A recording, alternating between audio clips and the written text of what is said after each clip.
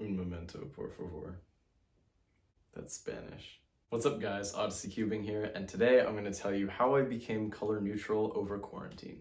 So for about 2 years now, I've been solving on both yellow and white cross, just because they're opposite colors and all your like F2L pairs are going to be the same.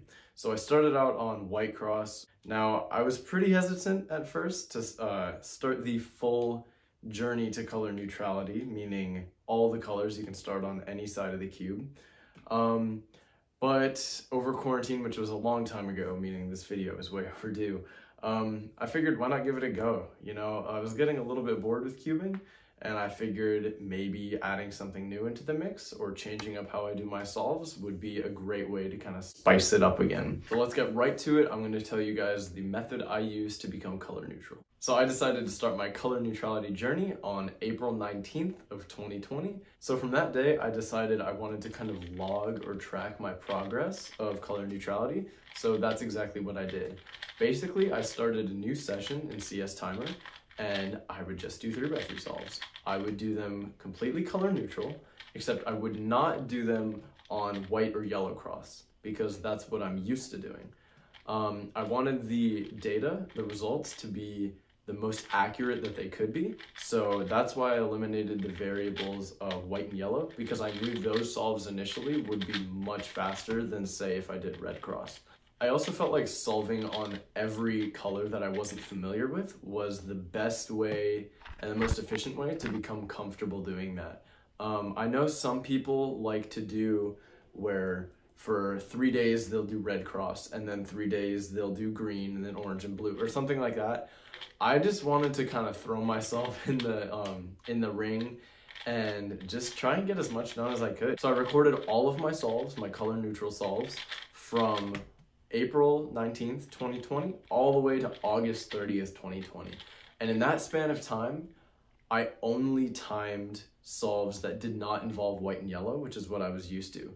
So now let's get into the results of my little experiment or trial. I'd like to start out by saying in April, when I started on white and yellow only, my average was around mid 10 seconds with the occasional sub 10 average thrown in there. That's just as a reference for whatever times I'm gonna name out across the span of these 4 months. So on my very first day of being color neutral, the mean of all of my solves, I did 53 solves that day. My mean of all of those was 16.289. That was a super frustrating day because all I wanted to do was quit. When you're 6 seconds slower than you normally are, you really just want to go back to doing what you know and what's fast. So after only a week, my times have dropped over 1.5 seconds, which is pretty good considering it was just 7 days of only doing red, orange, green, and blue cross solving.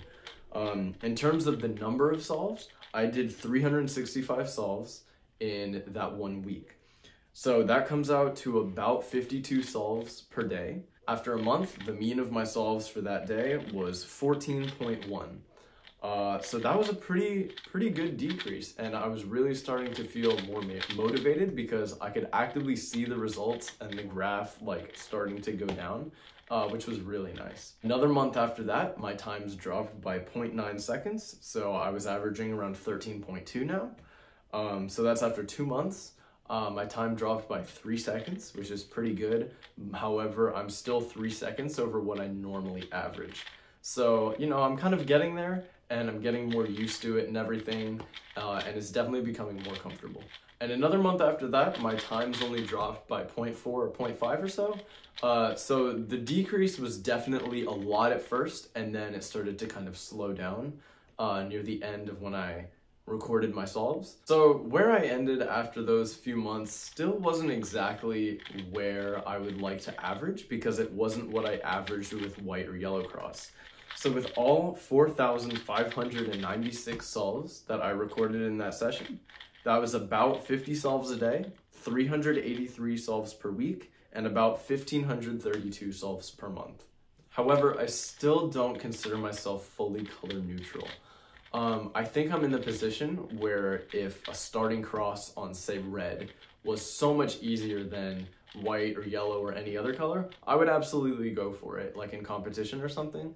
So kind of a consensus I've heard is it takes over 5,000. I've heard 7,000. I've heard 10,000. I've heard a lot of different numbers about what it takes to be fully color neutral and have all of your cross colors average the same time.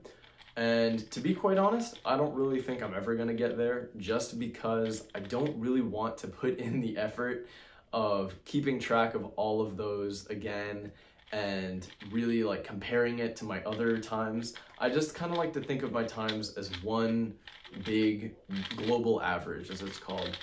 What I average on the 3x3, not what I average on yellow or on white cross or on red cross or blue cross or whatever. It's just what I average on 3x3. And that may vary a little bit more now that I'm a bit more accustomed to more colors. But I'm pretty happy that I'm at least a little bit more comfortable knowing my way around the cube. So that's about it for this video, guys. If you enjoyed it, make sure you give it a like, comment down below what video you want to see next, and make sure you subscribe for some more awesome content like this. This is Odyssey Cubing signing off, and as always, guys, happy cubing.